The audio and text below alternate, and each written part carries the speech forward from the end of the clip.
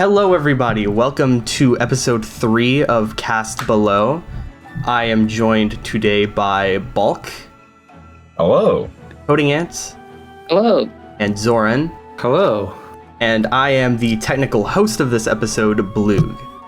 So what we're going to be talking about today is why all of us choose to do scripted content. What scripted content means in this sense is that we plan out our clears off recording, and then we record them without commentary, and then record our commentary in a scripted format in post. And there are very specific reasons why we do that, which we will be covering in this episode. We will also be covering the negative parts, because there are a lot of good things about doing scripted content like this, but there are also a lot of negative parts to it. So I guess let's go through a round of introductions. So Bluegh, what videos do you make?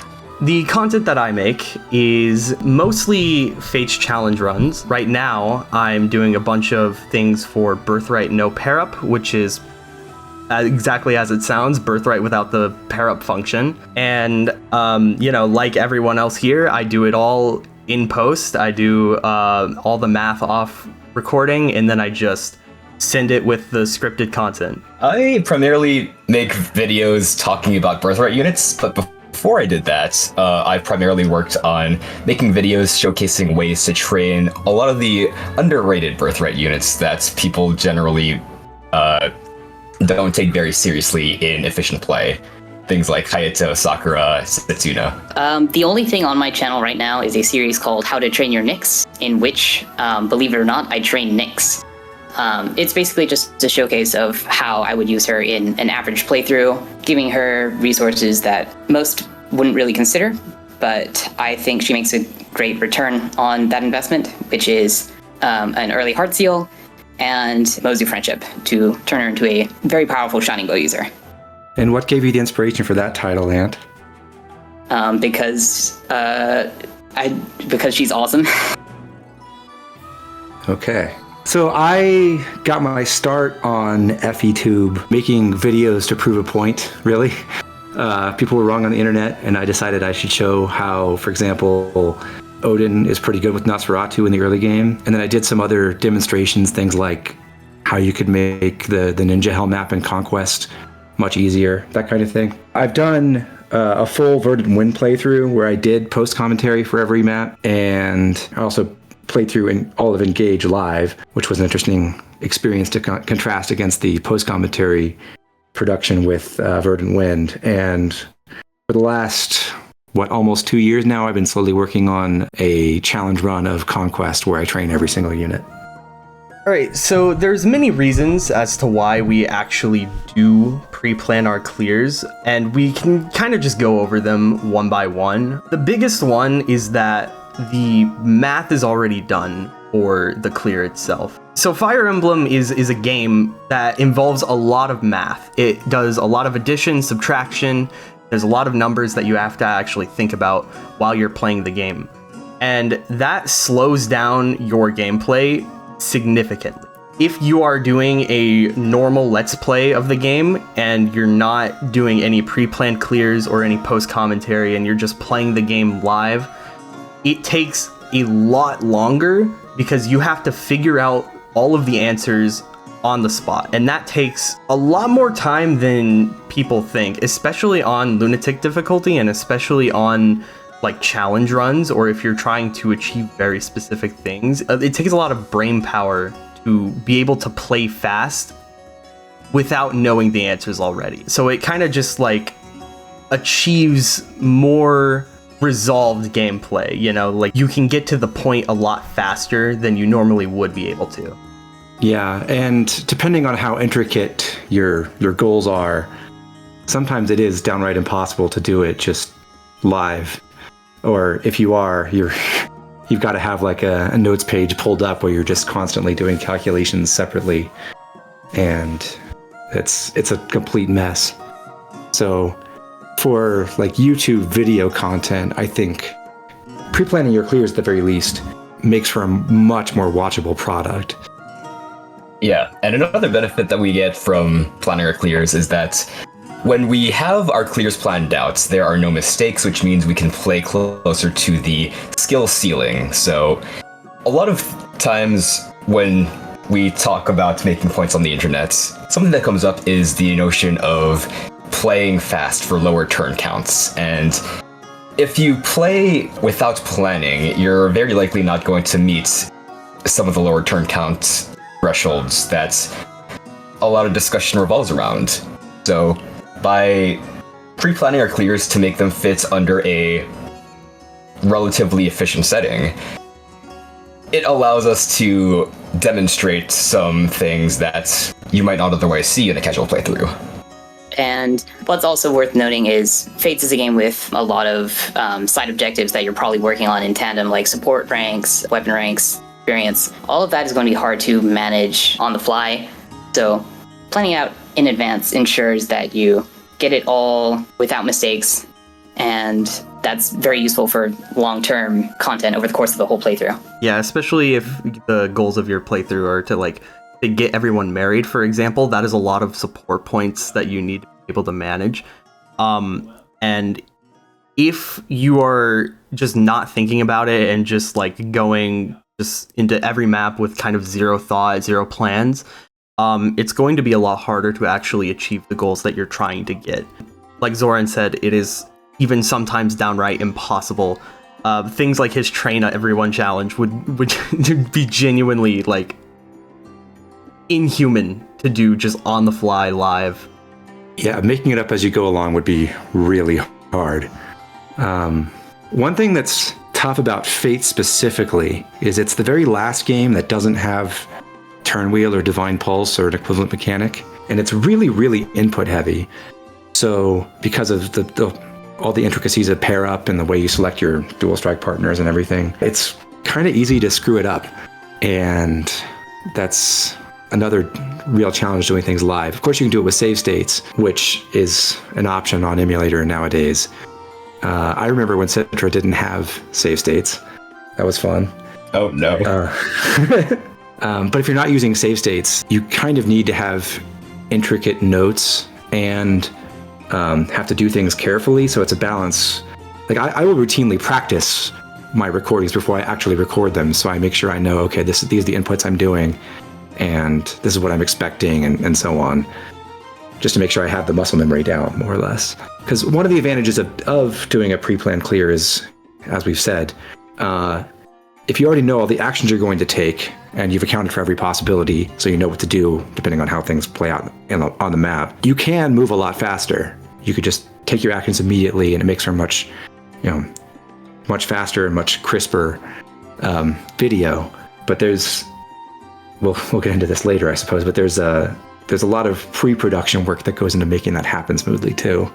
It becomes particularly difficult when we play a game with a lot of variance built in. Like, hit rates in general are not always going to be 100% by default, so you either have to make contingencies for if your units miss, or engineer ways to set up ways to get 100% accuracy in order to minimize the number of diverging routes you have to go down every single time you retry a chapter in order to get a clean recording. Thankfully, Fates is, on the whole, a lot more deterministic than, say, Awakening. So there's less you have to account for if you play very conservatively and you do work hard to set up the situations where you have very good hit rates, and you account for, say, enemy crit rates, or just make sure you have enough bulk to take the damage, whatever it is, you can be fine, and things on the whole are pretty consistent, which is one of the things that makes Fates appealing as a game to do this with. Also nice that there's a lot of ways to boost hit in this game, like attack stance, bronze weapons, which also disable crits. Oh, there's hit stacking skills like Heartseeker. Yeah, we're very lucky in the sense that Fates is a very consistent game because, like Zoran said, this is the last game before, the turn wheel existed. So not having access to like in-game save states or anything makes it a lot more challenging and a lot more daunting for a very input heavy game, but it's a lot less worrisome for Fates, I feel like, because of the fact that this game is just so consistent already. The biggest flub that your consistency can have is like messing up an input.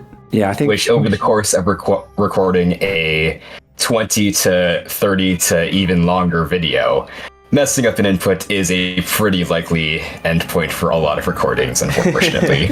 yeah, I'm pretty good at it, I will say, but I've had a couple of recent recordings for the Train Everyone run where everything was going right, and then at like the second to last turn, I just messed up an input, and it's very frustrating.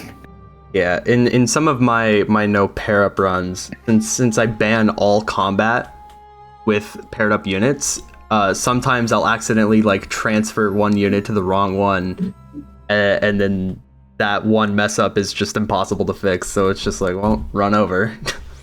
I have a perfectionist streak, I have to say, because I obviously I could just do things like make save states and reset to them if need be, but I like having one continuous cut for all my battle footage. I like having the music be, uninterrupted and all that stuff. And unfortunately for me, I decided I would not, cheat behind the scenes and disable enemy crits or anything like that, or my own crits while recording the Train Everyone challenge, which is, as I have done things like that for some of the demonstration, playthroughs I've done, where it's just like, okay, I'll just make sure everyone hits and no random crits happen to me, so I just get this recording banged out.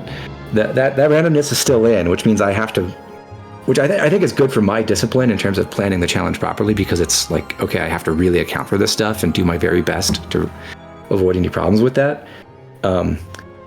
Several months ago, was this last year? I posted a clip of doing Soleil's Paralogue where it was like the third to last turn or something, and I needed the boss to not get Soul, and he did. And I ended up re-engineering the whole clear to make sure that wouldn't be a problem again, rather than just, redoing the recording and making him not hit it. I think that's one thing to like about doing the pre-planning, as like approaching it as a puzzle where you really do have to account for all the factors and find a solution that's very, very robust. I find that fun. Frustrating, certainly, but fun. And I think it does make a better product in the end. Yeah, one of the most rewarding feelings of doing like pre-planned clears like this is that when you get down to it, when you really need to sit down and really optimize everything to make it as good as it can possibly be, sometimes out of necessity, it feels really rewarding. It's kind of like finishing like an art piece in a way, where it's like, it's long, the process can be grueling, the end product is so satisfying that it's like, it's all worth it. Yeah, that's why pre-planning is so fun to me, to be honest. Probably the biggest testament to the reliability of some of your clears, Zoran, is that sometimes we see the comments of people that say they're playing along turn by turn, and the fact that that's even possible with different seeds of the game is kind of just crazy. I strongly discourage people from doing that. Yeah. Well, it's not like I'm offended or anything. I just think what I'm doing is a bad way to play, and you shouldn't do it. But I genuinely have tried to make this thing replicable, because what I'm actually doing behind the scenes is I'm writing my own turn-by-turn notes and then reproducing that on screen. So I better have contingencies for like whatever happens. Not all of those show up in the final video, obviously, but when I get a chance, sometimes I talk about, oh, if this had gone differently, then I would have to account for it this way and get to the same endpoint. But there are cases where there's just been a totally different path that may have happened that didn't, and I never really discussed it because it wouldn't be something that I could really show on screen with continuous gameplay anyway. I guess I could cut away to an alternate take, but that seems like work, and I do enough work already. I think Balk does that in one of his videos, right? Yeah, I have a video on raising Hideout in chapter 14 of Birthright from level 1, and that is a clear that has a lot of variance because Hideout's hit rates are in like the 60 to 70 range, so there are a lot of contingencies that have to be made in order to allow for a run like that to survive. And while I do show a rigged run where everything goes perfectly and I can do a really, really excessively flashy strat, I do make sure to make it possible for someone following the clear to have enough units to increase the reliability of Hideout by giving him more actions per turn and things like that. So Zoran, you mentioned before that you were inspired to make videos because people were wrong on the internet. Could you elaborate more on that? Well, why does anyone do anything on the internet other than to, prove the doubters wrong, right? Like I said, I got my start on Fire Emblem YouTube with a couple of videos about Odin because I had, read some stuff posted by, what's his name now? Oh, Josh CJA. That's what it was. He had posted about how amazing Odin was and how people were seriously underrating Nosferatu, and you could have Odin eat up whole sides of maps by himself and then be better than Leo by the time Leo joins. And I didn't really believe him, but I decided to try it, and I became a convert pretty quickly. And then I decided, well, I should actually show this off to people. So I did a couple videos like that. A lot of them were really scuffed, very bad audio quality, all that jazz. Very bad video quality, to be honest. But that got me started, and then I went into other things. And partly I was trying to prove people wrong, but partly I was trying to be helpful with other things like showing how you can use bows to beat the ninja map, or a reasonable way to beat chapter 26 without really having a bunch of super units, that kind of stuff. So it was a combination of I want to showcase my skills, and I want to produce a guide that people can follow, and also I wanted to change people's perspective on Fates, because I genuinely think it is. Now, I haven't played every game in the series, but I genuinely think it is the most fun and rewarding Fire Emblem game to play.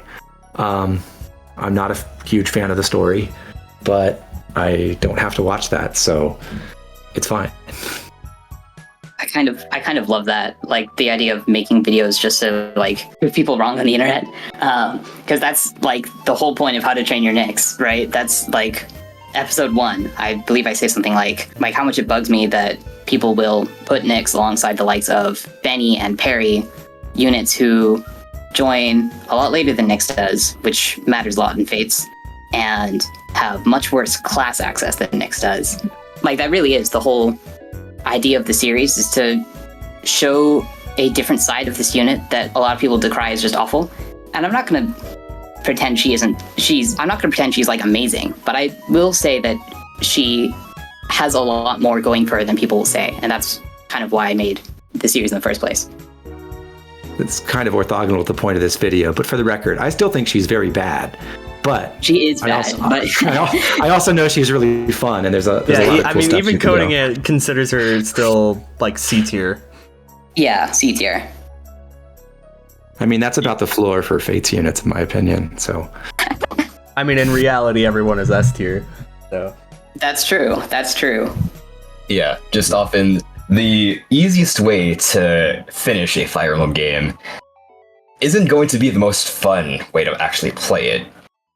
In Birthrights, a lot of people brush it off as a game where Ryoma solos everything, and while that's definitely a very easy way to get to the credits, even on the highest difficulty, there's so much more that opens up when you try to go for different objectives, trying to raise other different units, and that's what I've been trying to show in my video series on early game Birthright. Every Fire Emblem game, basically, if you're being super objective about it, just boils down to, okay, how do we figure out the best way to build whatever the minimum number of super units is to sweep the rest of it and not really worry about it. And depending on the game, that may mean they actually sit on the middle of the map and route everything, or it could be, you just warp them to the boss and you finish each map in one turn. Yeah, Fire Emblem games, when you really, really understand them, I want to make that caveat first, when you really understand the mechanics, they're all easy and boring. So the fun in it really is finding these additional challenges to do, and then, in our case, presenting them to the world. Yeah, there's even 2 videos on my channel where Setsuna solos Setsuna is one of the worst, objectively worst units in Birthright, but she can solo the entire game. And, I did the same thing in Conquest with Nyx. So, once you do really understand the mechanics of the game, once you really know what you're doing, the easiest way to play the game is very achievable with a lot of different ways. So instead of that, what I do with things like my Birthright No Pair Up run, even though I could just say, I'm only deploying, Scarlet and Ryoma and Corrin, and these 3 units can solo the game, I also added the caveat of having to, get every single unit in the game married, because that forces me to deploy other units, that forces me to actually strategize with support points, and it makes the game fun to play. And that's kind of like why we make scripted content in the first place, to showcase more interesting ways to play the game than just soloing it with one unit. Yeah, so on the topic of challenges, I guess one of the points we wanted to get to was, if you're doing a challenge run, it's easier to maintain the challenge for yourself and not accidentally break the rules if you are planning everything and then just following your plan, right?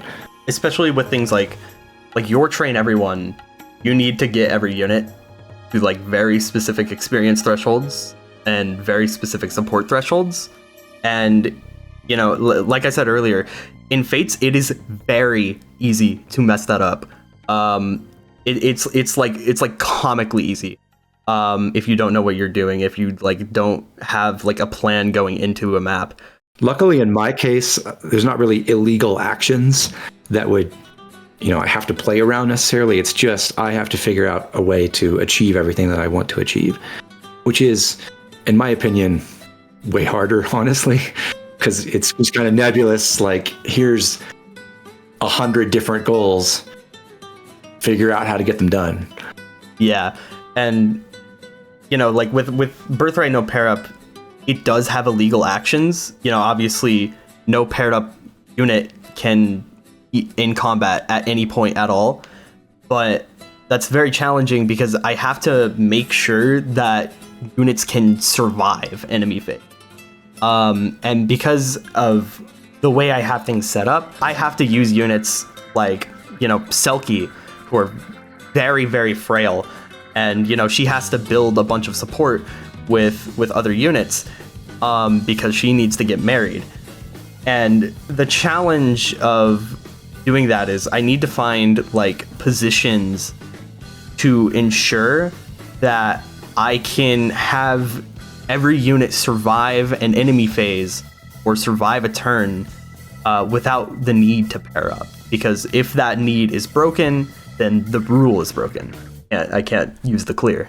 But aside from challenge runs, there are also other reasons why pre-planned clears is ideal, which is still, as we said before, optimizing for goals, which is more in line with CodingAnt and Balk tend to do with their videos. Zoran kind of has it both ways. He's optimizing for a challenge, but the challenge is optimizing for every goal in existence. Yeah. And then on top of that, trying to make it look slick when I can. Yeah, making it look cool is honestly the biggest kicker. Are you even playing Fire Emblem if your clears aren't cool? Yeah, we'll get into this a little bit later, but that is one of the harder things about getting pre-planned clears, is because even though, we have infinite time to cook up our clears, we still want to make them look fast and cool, because there's still a lot of points in the game where kind of have no other choice but to play slow, and it can be challenging to make that interesting. In some ways, that's worse for the commentary side of things than it is for the actual execution, because God knows, I've only done a few of these so far, but God knows I have several paralogs that are more or less just grind fests, where I have to figure out, okay, what do I talk about for 40 minutes while I wait for all the reinforcements to show up, and then I kill them. But what I do, honestly, at a point is I just speed up the footage, because it's just there is a point where you kind of have talked about everything, so your options are either speed up the footage and make it less painful, or say nothing. Silence is underrated, I think. My tactic on some of those maps has been, okay, I'm just going to take 15 minutes here and I'll just talk about what are we planning, or what's coming up, or what's my opinion on this kind of unit, or that kind of thing. But it's difficult. So that is a huge incentive to actually make interesting moment-to-moment gameplay footage in the first place. It's better for you as the viewer, and it's better for me as the producer here to write my commentary and everything, because I have things to talk about. So it's nicer for me. Yeah, the number of pages I've written for my Fates clears and videos, some of which haven't even gone out yet, It's probably more than I've written for a college thesis. Definitely more than I've written for mine. That's interesting to think about. I've probably written a lot more collectively across undergrad and grad school, but it's getting close now. I just write a lot in general for just all sorts of things, so I have no idea how I would estimate how much of my writing has been my clears, but it's definitely a good amount. I've even pursued like a writing major for a little bit before I switched majors, so I've written a lot, but I think everything I've written for Fates beats it out. Well, my one English literature class where I had to read a short story and write like 5 pages on it every 2 classes, that was an adventure. Got the word count up for sure, but I've of course done a lot of other stuff since then. But anyhow, yeah. So we got there is a lot of work that goes into the commentary writing side of things too. But making a good plan for whatever you're going to do on the map you're recording really contributes to making that process easier, because it's a whole lot more fun and a whole lot more interesting to write when you have dynamic stuff happening on screen that you need to explain or highlight to the viewer, than if there's just kind of nothing happening and you've got a lot of downtime. For me, that's been a bit of a challenge because I'm getting, for a while now, I've been at the point where like all of my clears are more than an hour long. I mean, every once in a while I'll have a shorter map, but because of the nature of the challenge, I have to play very carefully. I'm no longer able to completely retain every single move I need to make without looking at my notes. So there are times when I have to pause while I'm recording my clear and make sure, like double check, okay, am I doing this right? Am I following the right thing? And I try to do that quickly, but sometimes it's not necessarily a bad thing that I'm doing that, because that just gives me more time in the commentary to say what exactly I'm thinking about or what I need to account for. So that kind of downtime isn't all bad. It's just when, I don't find it hard to fill time when I'm explaining an important thing to think about or consider. I find it hard when it's kind of obvious what I'm doing, and it's just taking a while because of the nature of the gameplay. One nice thing about that is I know you do this. I do this as well. For the most part, enemy phase is played with animations on. There's a couple reasons for why, most Fates creators use animations. The biggest one is that, unlike, say, Engage, that does do this, which is very nice, it does not show the battle forecast on enemy phase unless you have animations on. So you can't see hit rates, you can't see damage. I really do. I wish it did too. It's so miserable without it. Had to edit in the battle forecast for mine since I don't have animations on, specifically for combat that Nyx partakes in. I've seen that, and that's cool. It seems very time consuming. Not something I want to work on. Yeah. That's fair. I wouldn't recommend it. The nice thing about doing that, though, and having those animations on, is that during those animations, since they do kind of take a while, especially if you're having a particularly big enemy phase, for example, you have time to read your notes. True. It's very nice. I use the downtime on enemy phase to read my notes very often, because the way I play the game is very enemy phase focused. But anyways, we haven't really gone too deep into the topic of script writing itself, on why we actually write scripts specifically, instead of just say do our live commentary or our videos. And I think it's kind of interesting that we do it that way, because even though we do have pre-planned clears, we don't have to script our videos. We don't have to write all these pages and pages of notes and words that we're trying to say. But there's a lot of benefits to it that I think kind of boost the viewing experience in a way that you kind of can't really get in any live commentated playthrough. You lose the authenticity of everything we say, but then we have more focused dialogue. We have more concise words, and we're able to have a more streamlined commentary, which is really nice, especially if we're trying to prove points and sound like we know what we're talking about. Yeah, it really does allow our videos to be used as a proper resource for other people that are trying to improve at the game. So we hope. Yeah. The authenticity is an interesting point because it's something I think about sometimes when I'm writing the script, and like, some important event has to go my way. Like for the most part, I'm trying to, make things work so I don't have to rely on chance working out for me. But, there are usually a few key points in every map where I have to have something go right. It's hard to make literally everything 100% consistent at the point in the game that I'm at. So I'll write in the commentary about, okay, we need to make sure that, this isn't a crit or whatever.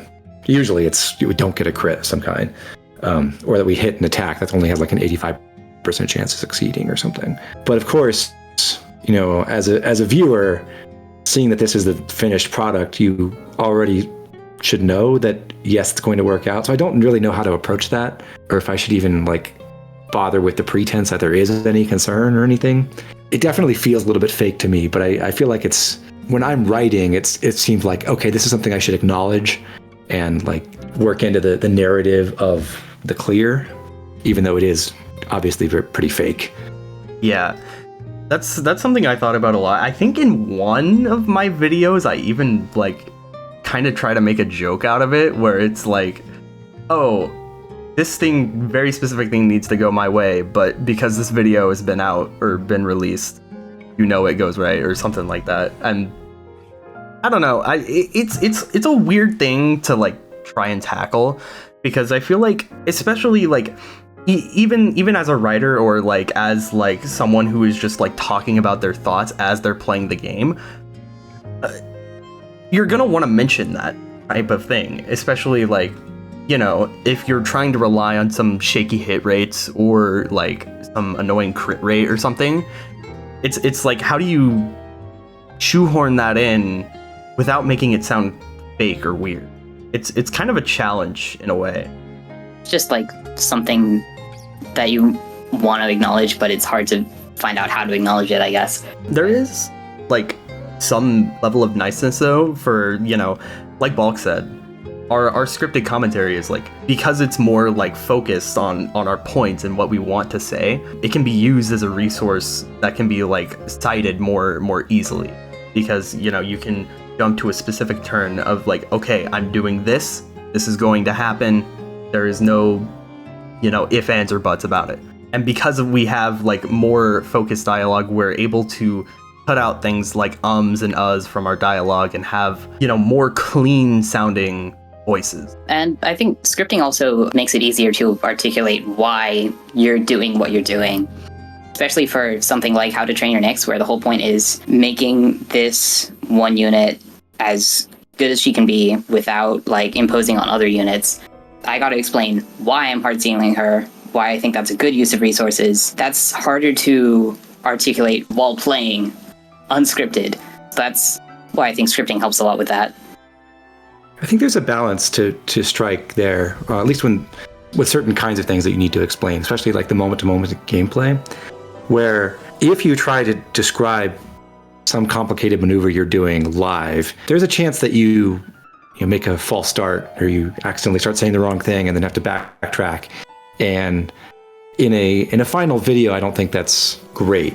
It's totally understandable on a live stream. It's just natural. But I wouldn't feel great about producing a video with that, where I had the opportunity to clean that up and I didn't. But the other side of the coin there is, one thing that's helpful about doing it live is you actually give yourself the time to explain things when they need explaining. So if you're doing something and oh, this is a complicated thing that I need to talk through, you just literally talk through it while you're recording, or while you're streaming, depending. And then you've got that built in. Okay, maybe I took some extra time to zoom around the map and show where things are to explain what I'm doing, because I did it live. So one of the tactics I've taken to relatively recently is when I'm recording, I've always been doing this for the Train Everyone run, is when I'm practicing for the run, I try to make mental notes to myself about, okay, this is a complicated thing where I shouldn't just literally hammer out all the moves that I have written down. I should actually, go look at things and show, okay, this is what I'm considering. These are the enemies that I have to avoid, or I want to be in range of this one, but not that one, or I need to make sure this sorcerer attacks this other person, or whatever the situation is. And then keeping that in mind while I'm playing, I make time for myself to show that and make that visible on screen, whatever I'm talking through. More recently, I've taken to actually recording a live commentary track so that I have built in that time for those explanations, and I kind of have cues that I can start with for what the final commentary should be, because I can see, at 46 minutes and 22 seconds, that's where I started talking about this maneuver where I go clear out this fire orb or something. And I need to explain, this is how the AI targets different people depending on their res stats and how many people they can hit and that kind of stuff. So that's been a useful tactic for me. I don't know if you guys have tried anything like that, where you have an original live commentary and then you go back and refine it in post. Yeah, I do that a lot too. It's really nice because one challenge about doing post commentary is that sometimes you want to say more than your gameplay allows you to. Say you want to spend 5 minutes talking about this one thing, but your gameplay is already, a turn later and it's already moved on. Recording live commentary and then using that live commentary to pace your post commentary is really good for that, because it basically perfectly syncs up your gameplay to your commentary without fail. There's a couple instances where that doesn't work out the same way, but it's a lot better than just pretending you're saying it in your head or whatever and then moving on, because then at a point, you think faster than you talk, or you could end up in post later thinking, oh, hey, I kind of actually want to add this extra thing. It's really easy to have a situation where you're done saying what you want to say, and you either have to just wait for the gameplay to catch up, or you have to cut out words that you were going to say in the first place because you don't have time. That is an interesting method. That's the way I've been doing it. Is I write my script before I record my gameplay, so I know how long I want to pause for the script. But that does sound probably better. I should probably start doing that. The only things that I explicitly script word for word before I start recording, in my case for the Train Everyone challenge, are the preparation segment, where I will write down, okay, these are things I want to say, and then I will, while reading them off out loud, I will simultaneously do whatever actions need to be done in preps, because there's no gameplay action, so I just need to make sure I build in enough time to do all those things, and I might as well have already written what I'm going to say. And also it works as a reminder to me to make sure I do things that need to get done in preps before I actually start the main battle. And then for the segments where I'm introducing a new character, if that happens to be on map, after the battle has started, I will also write those ahead of time, so I know I'm covering all the points I want to. Although I feel like the word count on those has ballooned lately. That must be especially miserable with Gen 2 units. Yeah, well, I don't know. There are things to talk about with them for sure. Some things are going to start feeling repetitive. I haven't put out too many videos with child recruitment yet. I think I'm working on my 5th one. We'll see how it ends up. So one thing on preps that you mentioned is you script all of your preps beforehand. I actually kind of splice my preps together with my actual clears so I can have a better timed preps, kind of for the same reason, where it's I need to make sure that all the units are in the correct positions, all of the units have the right inventory, and then everything that I want to talk about on the preps is perfectly timed to what I'm actually showing on the screen. And then after that, after I start the map, I will wait on the map's title screen sort of thing. I don't know what I would call it, but before actually starting the battle, I will reset and stop the recording and then start a new one on a different take, and then I will just splice together the sprite animations. And it's good to do it on there because there's no music playing, so it's not anything is really lost. You actually go frame by frame and splice the animation? That's crazy. Yes, I do. So I'll peel back the curtain and say I do almost the same thing. So on almost every Train Everyone video, there is one cut, which is at the screen after you begin the battle where it shows the objective. If you're sharp, you'll see a crossfade sometimes. Occasionally this happens where because what I do is I do all the setup, do all the preps without recording any commentary or really showing anything. Just set up everything, start the battle, record from there, get the clear, save after the map, and then go back and record preps. That's partly to make sure that I actually have everything set up in terms of whatever tonics I needed or anything like that. If I had to make adjustments to make the clear work, then I've actually done that already.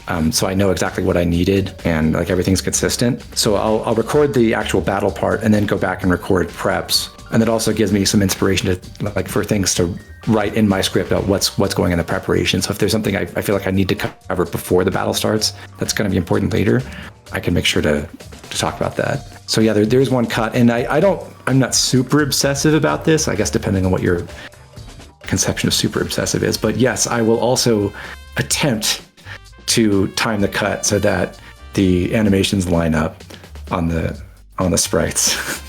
I'll give $20 the first person who can find every cut in every video I've made. I am not will not try. be able to do it. Mine are visible because what the annoying thing is, I don't know if people know this, but Faith maps actually do show time of day. So the lighting source, the global lighting source and the shadows on the ground and stuff from the 3D map models, they do change depending on where the sun is in the sky. There's no night mode or anything like that, but it'll be high noon or something. So it's especially visible on invasion maps. Yeah, so the lighting colors will be different, the shadows will be different. So if you are paying attention to that on certain maps, you can spot that. Where sometimes on some maps there are even clouds in the sky that can randomly move. It's so dumb. How dare they have such attention to detail in these games? For all the work that went into the map modeling, I wish they'd done a better job making the terrain more distinct. Yeah. They almost tried. I mean, almost every woods tile is orange and not yellow, but that's not completely true. So yeah, post commentary, I think we've touched on this before, but I think it makes for a better product overall because you can, your no fits and starts in your explanation, you can say exactly what you want to say. So maybe in my live commentary, I might find that I explained something, but I didn't get it exactly right, or I said it in a way that was confusing, and I can try to patch that up in post, and no one has to know. So I think it makes for if your only concern is making the best possible product, I think doing post commentary is the way to go. That said, my opinion is, in general, it's a bad idea to do it from a production standpoint. All of us are working at so far below minimum wage when making these videos. It's really stupid. bad. It's horrible. If I were concerned with building my YouTube career, I would never in a million years do any kind of post commentary stuff like this. It's awful. It takes so much time, and the truth is, yes, it makes a better product, I think. I hope everyone who watches my videos feels that it's better because I do it this way. But mostly, I want to make it better for myself. That's what I care about. But I could crank these out in every few days probably if I just took one take. I'm going to record this live and put it out there. I actually don't expect that I'll ever do a series like Train Everyone the same way again, because I think it's just too big a drain on time and resources and effort to do it that way. But I am also proud to do it that way because I want to make it really, really good. At this point, we're all really just putting out there what we want the world to have rather than doing the thing that makes the most sense. Yeah. There's I honestly would never recommend doing this in a million years unless it's out of passion. Especially for Fates content, you can't expect to have this time sink be very worth your while. You're not going to get like a lot of money out of it or anything of the sort. It's solely like a passion project that we do. And yeah, it's just for fun. I was just going to say, like, I am incredibly grateful to everyone who like supports my stuff by just watching the videos and getting ad revenue and everything. And especially everyone who's actually like joined my YouTube memberships and everything, because that's wonderful, and it does help make these things possible. But this is not a money earning enterprise by any means. I never had any intention of earning any money or really even like growing an audience besides like for the purposes of spreading Nick's propaganda. I would have been perfectly fine if my videos did not take off, because really I just made them for me. Yeah, a little PSA in general. If you want to make it big on YouTube, you probably shouldn't be picking Fire Emblem. That's one, yeah. But I actually really like the Fire Emblem YouTube community as a whole. I mean, I won't say I like everyone in it, but I think it's a fun community to be part of. But yeah, it's not the biggest. Sometimes I look over at like the Elden Ring people and I'm like, damn. My most popular video is not Fire Emblem, so like, okay, cool. Thanks. Is it the Danganronpa one? It is. I don't know why that picked pretty up. funny.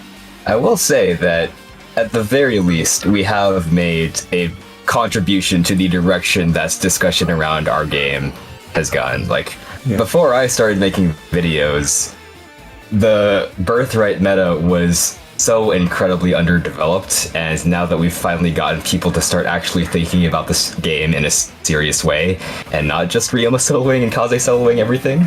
I think personally people give me too much credit for changing things about Fates.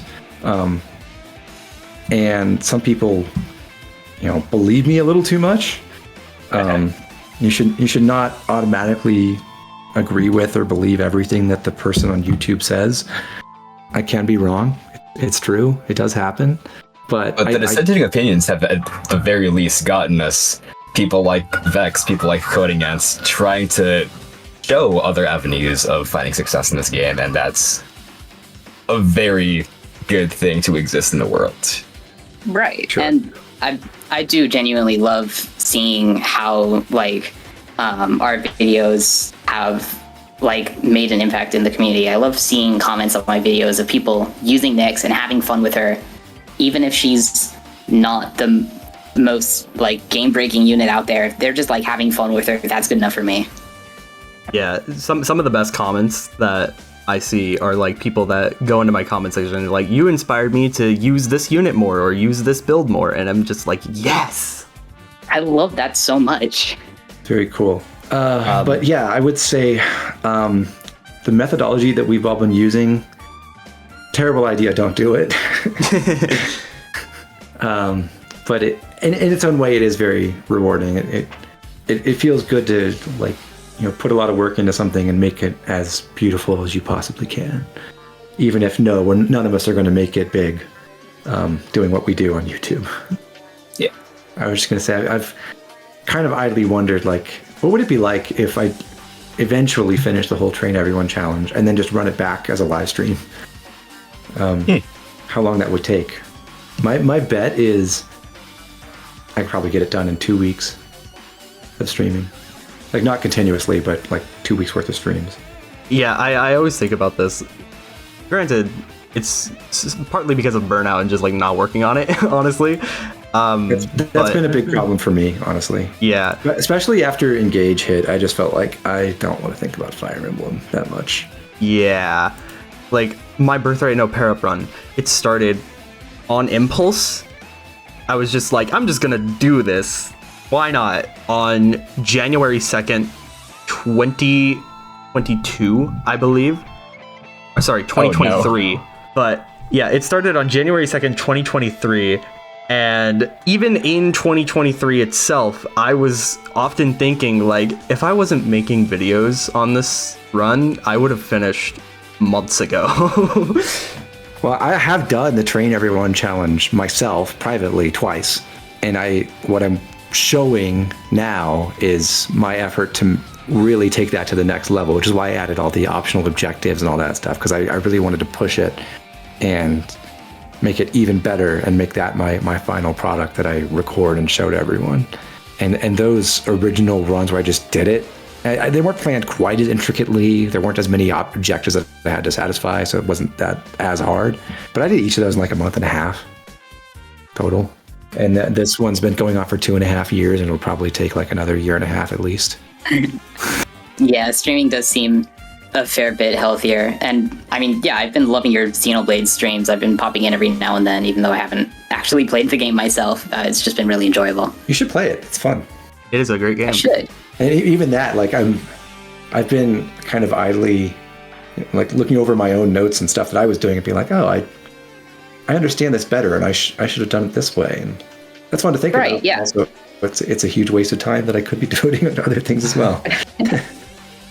And I mean, yeah, kind of building on that, I do think, well, this might be kind of diagonal, but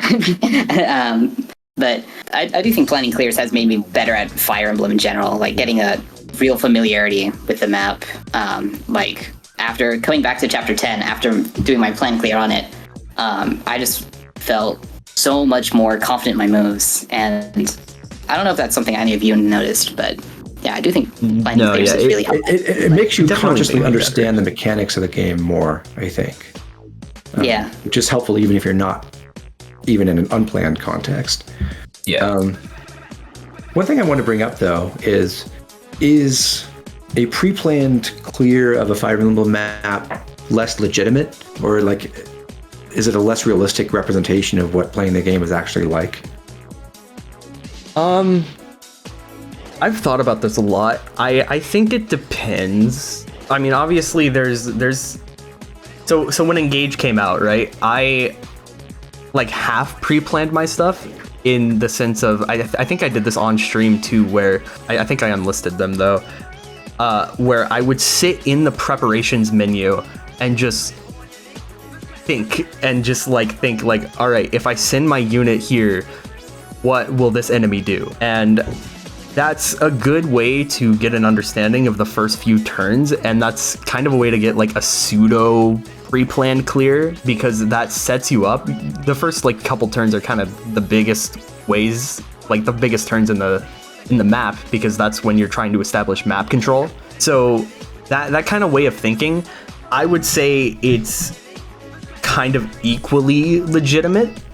However, there are things that do feel kind of cheap, where it's like, in Fate specifically, the enemies have a specific move order. And I think actually other Fire Emblems do this too, where the enemies will always move in a specific, order every single time, unless one enemy sees a kill. And I've used that to my advantage multiple times, where it's just like, I know this enemy will attack first, so this specific thing will always happen on enemy phase. That's not something you can possibly know in a playthrough where you're not planning all of your things ahead of time.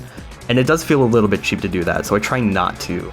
In Fates, it is shown to you technically with the L cycling order, so you can technically know about it as long as you're accounting for the cases you mentioned, where like someone can jump ahead to go take a kill or something.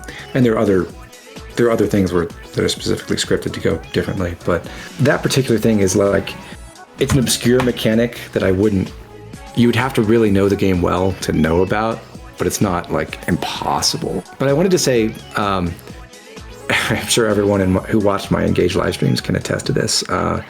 They went exactly like you described, Bluegh, where I spent ages in preps trying to figure out, what exactly am I going to do, and how is this turn going to go, and where am I going to go from here? Because I would say absolutely my habits from doing my YouTube video production have bled over into my normal gameplay, where I think about these things in advance all the time now, which is in a lot of ways more a curse than a blessing, but oh wow, what can you do? Yeah, I mean, it technically, I feel like my skill has overall increased with like that, like adopting that way of thinking, where it's just like, I think it makes me a better player too. Yeah, it makes me a lot slower. So it's like, Yeah, the feeling of inadequacy that you're not doing it right unless every movement has a purpose is actually something that I got from playing Mayor of Smashville's hack, Fire Emblem Birthright Rebirth. I am, of course, going to plug this as probably the best Fire Emblem ROM hack that I've ever played, but it does a really exceptionally good job at, if you're not making all of your units' turns count, you're going to miss out on some optional objectives, which I, in my first playthrough, made the mistake of going for all of them. So it really does help in making you more conscious of what you're doing, even in settings that are unfamiliar. Yeah, I think that the planning aspect of things is actually a very helpful skill to develop. My real problem has been that my brain has been utterly poisoned by experience optimization. I just can't not think about it. Especially in cases where it really doesn't matter. Like, if you ever play one of the GBA games, oh god. Yeah, I mean, part of the reason, like, I played a little bit of Fire Emblem 7 and kind of bounced off of it, but part of the reason for that is because, like, I know that I'm going to think about that stuff, and it's making my gameplay experience worse, and rather than trying to break the habit, I'm just like, I don't really want to play this. That's kind of why I only really play like the modern FE games, because I feel like the modern FE kind of like caters itself towards like our way of thinking about the gameplay a lot better. Like Engage and, you know, like Three Houses and Fates and Awakening, they all, I guess less so for Awakening, but they all kind of let you really plan ahead and really think about everything and really optimize everything really well. And a lot of the older FEs kind of just don't do that. Where the skill ceiling is definitely there, the reward you get for reaching there is barely better than playing the game normally. Yeah. Again, coming back to, I started discussing this at the very beginning of this episode, but I think Fates is one of the most, you know, fun games to come back to and to optimize. And that's a very nebulous thing. It's not really like any specific quality of the game, but I do feel like it does reward you a lot for understanding all the mechanics and then using them to do fun stuff. Whereas even some more recent stuff, well, Three Houses and Engage, I think both sort of fall flat by that same metric, because Three Houses, I think, just if you're trying to get the absolute most out of the monastery, which is like objectively the way to make your team the most powerful, it's just really, really annoying. It's awful, yeah. It's borderline torturous. Yeah, I regret a lot of the things I did for my run of Verdant Wind, honestly. Like resetting for faculty training results. God, that's awful. And Engage, I feel like it's not torturous in that same way, but I feel like once you understand how Engage works, and this is a very subjective thing, but I feel like once you understand what's really, really powerful in Engage, it becomes easy in a really, really lame way. And I don't think that's true of Fates. So that's one of the motivations for me to come back to Fates and say, oh, I enjoy playing this, and I want to see what I can do with all these different units and make them shine. And I just don't feel like that works the same way in the more recent Fire Emblems.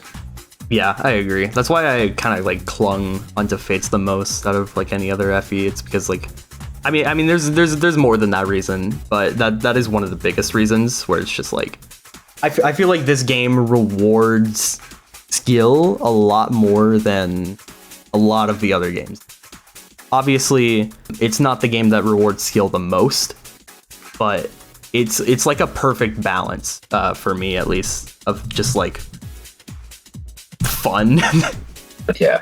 The gulf between Absolute's first time playing a Fire Emblem game in Fates versus Advanced Play, just the gap there is probably the biggest between inexperienced and experienced play in the entire series. And the fact that there are so many optimizations you can slowly make over the course of getting better as a player is so rewarding, even coming back to the game many years later.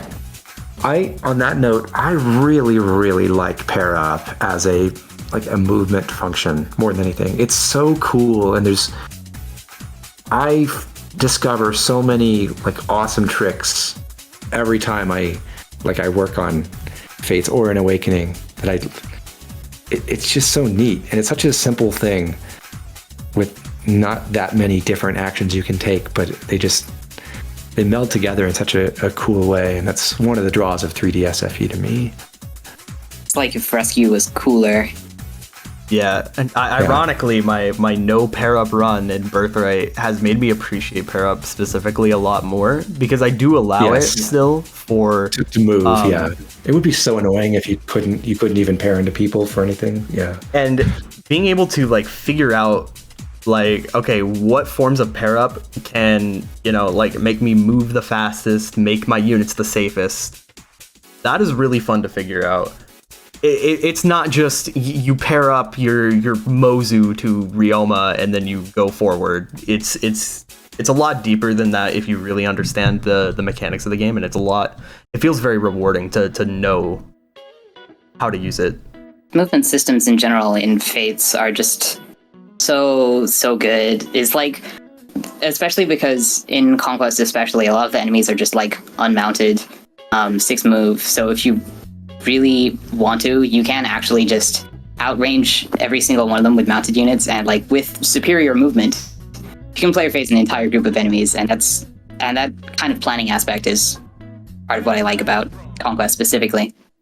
Yeah, we touched on earlier how really every Fire Emblem game devolves into, like, people make the distinction between enemy phase games or player phase games, and the truth is, once you understand any of the games, they're going to be an enemy phase game, because that's the most efficient way to kill everything, if you need to kill everything.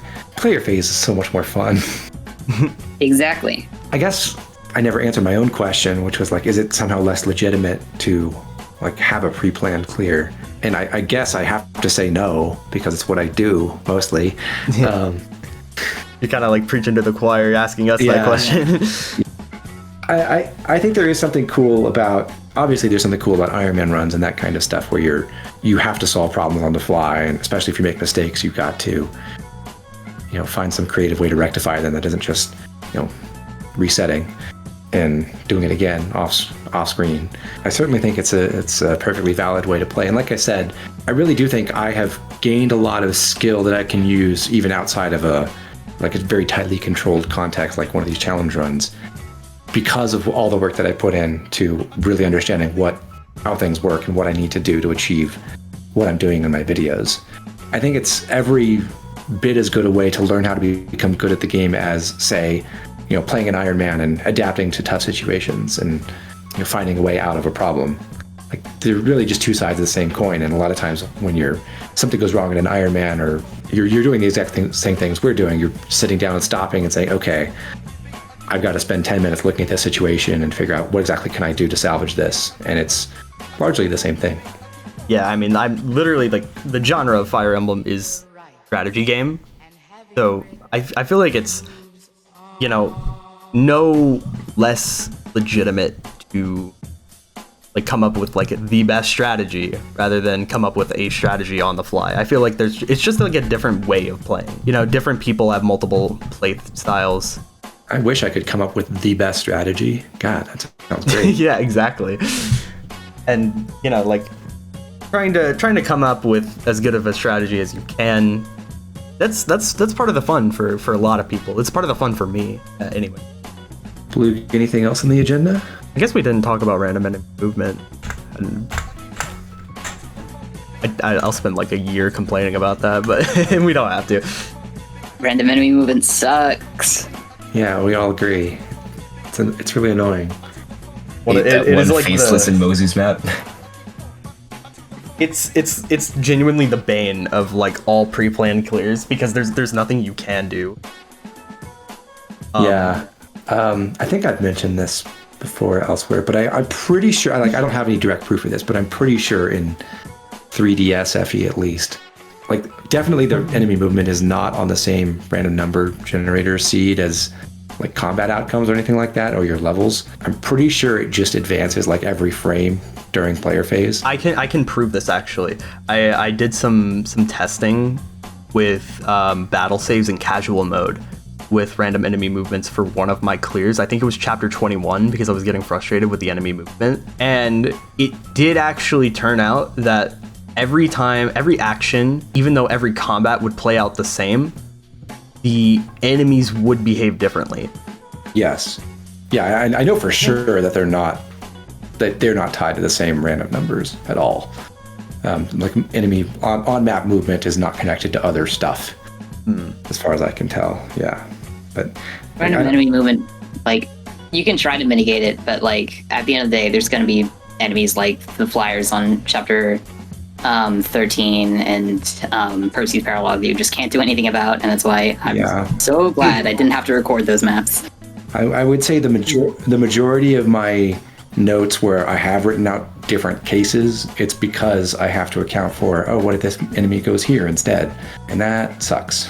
I look at it like similar to the other things I have to account for, where it's like, you know, if I've come up with a strategy that is totally dependent on something like a 50-50 enemy movement going my way, and it's not like on the first or second turn, I should probably come up with a better strategy. So that's been a motivation for me to refine my work, and I try to look at it as a positive that way. There is one mitigation that I have found. I believe it is frame based actually, because so on my alt account, I've just been posting my clears for my all heroes run, which is a run that I was going to do an actual proper series on, but for the sake of time, I'm just not gonna be able to. So I'm posting the gameplay on my like alt account and just like not editing them at all. And what I do for those is, because I still want the gameplay to be kind of fast, I use task input to like record very like tight gameplay. Just kind of a bit of a time sink, but it's not too bad. But what I've learned from that is that no matter what happens in a task input, the enemies will always do the exact same thing, even if it is true random or meant to be true random. So I believe the only that doesn't way surprise to, me at all. Yeah, the only way to mitigate it is to do all your movements exactly the same, frame perfectly on a 60 FPS game, right? Very good stuff. Literally every action on every player phase. There you go. Don't forget the enemy phase movement speed up, or animation speed up. Oh, if that affects it too, that would be disgusting. I think it does affect it. You mean you guys don't hold down the entirety of every enemy phase? Most of I them. do. Yeah.